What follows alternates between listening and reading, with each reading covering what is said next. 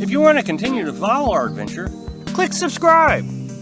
So you don't miss anything, click the bell notification. So today I thought I'd tell you about some of the surprises that Carolyn and I have discovered being out here in the upper elevations of Arizona, New Mexico.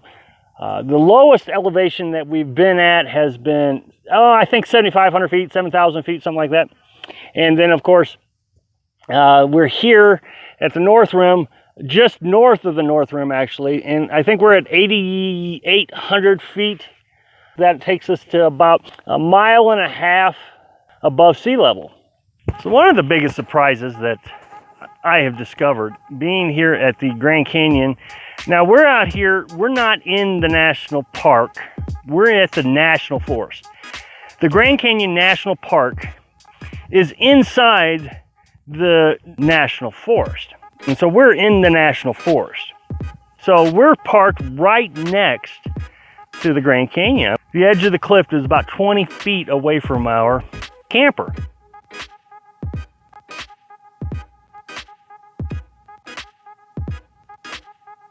Well, every morning I get up and I look out across this amazing view, and every morning it looks different to me. Every time I step out of the camper, it looks different. That is a huge surprise to me. I didn't expect that. I thought I'd get bored with it pretty quick. But the shadowing and the cloudiness and the smoke, there's a lot of smoke apparently. There's a fire down south of us. Every day, every time I walk out, every minute of every day looks different than what I've seen before. There's peaks and valleys out there that I've never seen before, even though I've been here for almost a week now. I think this is one of the most obvious reasons that staying in a location for as long as you can, as long as the regulations allow you to stay, is amazing. You know, I always talk about staying, discovering new trails, discovering new plant life, discovering new smells. But here I'm actually discovering new sights every time I walk out my camper. When I ran cross country in high school, my coach always wanted to take us up in elevation to do our training because there's lower oxygen up here. Even a lot of athletes do this. They'll come up to the higher elevations to do their training and then go back down to sea level to do their competitions. It makes them stronger because now they're used to working with lower oxygen levels. What I didn't expect was everything that we do takes the wind out of us. It is really difficult to do much of anything. Yesterday we went for a 3.5 to 4 mile hike. Every time we encounter even the smallest uphill, we'd be winded. You know, we'd walk several feet and just stop and, you know, going to change the oil in the generator. I even noticed myself this morning. I got out of bed and I'm trying to crawl over Carolyn to go get outside. And, you know, that's just a normal process. And by the time I got hopped off the bed, so be aware of that, especially as we get older. You know, you see these young kids on YouTube channels rock climbing and having a great time, and man, it takes the wind out of you real quick. Okay, another surprise was the temperature. Now, I knew that it was going to be cooler being up here in elevation. Just yesterday, somebody said, "Why are you in the southwest? It's terribly hot down there. Come to the northeast." Which is just amazingly funny because when we were in the northeast, well, not really northeast, but definitely the east, we were in Virginia. Everybody was screaming at us to come west.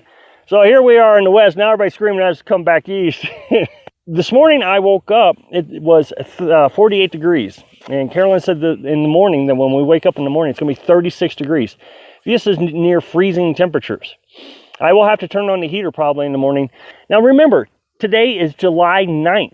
It's been a huge surprise how cool it is. Now, the temperature rises pretty quickly, but however, since we've been here at the North Rim, we haven't got above 76 degrees. It's been quite pleasant. Yesterday it was windy and chilly.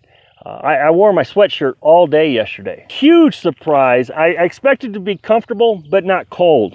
Okay, I don't know if this was a surprise. I have been researching coming to this location right here for about 6 months. I made a video back in January where I talked about the research being so crazy and how far everything is to get to anywhere, to do anything. Page, Arizona, or Hurricane, Utah are the two closest towns that have a Walmart, and both of them are about the same distance. They're in opposite directions, of course. It's 120 miles.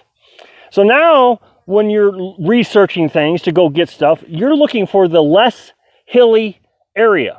Is going to Hurricane going to be less of a hill than going to Page, Arizona? So you're looking up elevations instead of distances now. This is going to be a real strain on the finances, trying to budget everything and making sure that we don't move. You know, we stay in a location for as long as possible.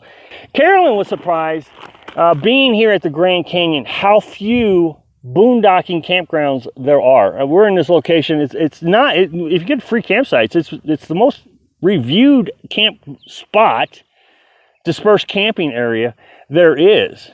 A lot of people come here. Now, we only experience maybe one person per night, but the thing is there's only 3 spots here.